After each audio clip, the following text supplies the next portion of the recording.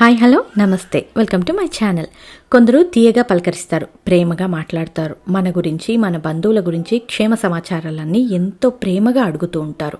మనకు కావలసినంత ఓదార్పు కూడా అనిపిస్తుంది అలాంటి వాళ్ళని కలిసినప్పుడు.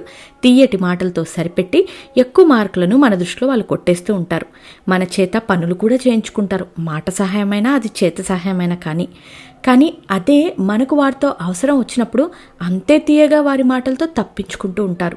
కానీ నిజంగా నిజాయితీపరులైన వ్యక్తులు ఎవరైతే ఉంటారో వాళ్ళు లేని ప్రేమను నటించలేరు.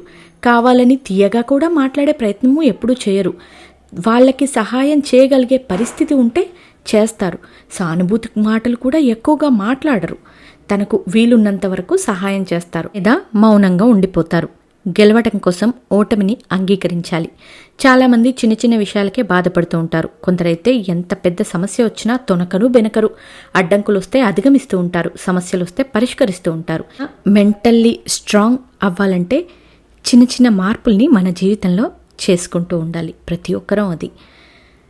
అందులో మొదటగా మార్పుని ఆహ్వానించాలి. ఆ నైజం లేకపోతే అయిష్టంగా సర్దుకుపోవాల్సిన పరిస్థితి వస్తుంది. ఇది మనకు కష్టమే, మనతో పాటు ఉన్న వాళ్ళకి కూడా కష్టమే. కాబట్టి మార్పును ఆహ్వానించాలి. ఆగిపోకూడదు.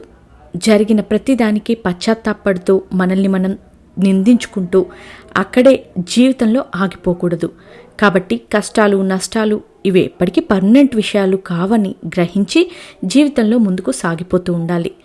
సవాళ్లను అంచనా వేసుకోవాలి. రిస్క్ లేని జీవితం ఎప్పుడూ ఉప్పు లేని పప్పులా ఉంటుంది.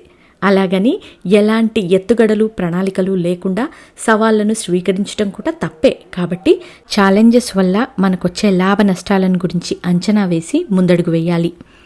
అపజయాల్ని గెలవాలి. గెలుపు ఓటములన్నిటివి సహజం. ఓటమితో ప్రయత్నాలు మానుకుంటే గెలుపనేది సాధ్యం కాదు. ఓడిన చోటే నెగ్గాలి.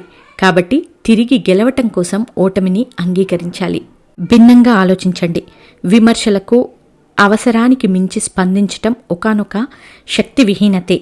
మనం జీవితంలో ఎన్నో కొత్త పనులు, కొత్త రకాల పనులు చేయవలసి వస్తూ ఉంటుంది. అందులో ఎన్నో మంచి పనులు కూడా చేస్తూ ఉంటాం. ఒక్కోసారి మంచి పని చేసినా మన అనుకున్న వారి దగ్గర నుండే ఎన్నో విమర్శలను ఎదుర్కొంటూ ఉంటాం. అలా వచ్చిన విమర్శలకు బాధపడి కోపంతోనూ స్పందిస్తూ ఉంటాం. అర్థం చేసుకోవాల్సింది ఏమిటంటే మనం చేసే పనులు అందరూ అర్థం చేసుకోవాలని లేదు. అందరికీ అర్థం చేసుకునే శక్తి కూడా ఉండదు. మనం చేసే పనులు మనకు సరిగ్గా అర్థమైతే సరైనవే, సత్యంతో కూడినవే అని తెలిస్తే చాలు. అలా కాకుండా ఎవరో విమర్శించారని అతిగా స్పందిస్తున్నామంటే మనపై మనకు సంపూర్ణంగా నమ్మకం లేనట్టే. అందరూ మనల్ని గొప్పగా అనుకోవాలని మన ప్రయత్నం అయ్యుంటుంది.